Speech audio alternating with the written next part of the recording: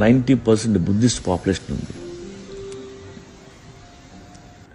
1963లో వియత్నాంలో అప్పుడున్న government బుద్ధిస్టులని trouble చేస్తుంటే ఒక బుద్ధిస్ట్ మాంక్ దానికి నిరసనగా అందరూ చూస్తుండగా పెట్రోల్ పోసుకొని తను తగలబెట్టుకున్నాడు.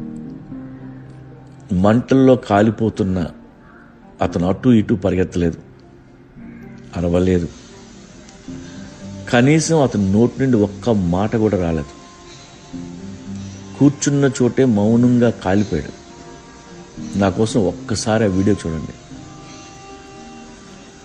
అలా కాలిపోవడానికి ఎంత విల్ పవర్ కావాలో మీకు తెలుస్తుంది. యుద్ధం చేస్తూ చనిపోతే వీరమరణం అంటారు. యుద్ధం చేయకుండా వీరమరణం పొందిన మాంకతం. యుద్ధం చేయలేక కాదు, యుద్ధం వద్దనుకొని. That's the power of Buddhism. మనం బుద్ధుని వాడం, ఓన్లీ బుద్ధుడి బొమ్మలు వాడతాం. మసాజ్ పార్లర్లో, వాటర్ ఫౌంటైన్ పక్కన, హాల్లో టీవీ పక్కన బుడ్డ లాఫింగ్ బుద్ధాలు పెట్టుకుంటాం. ఎందుకు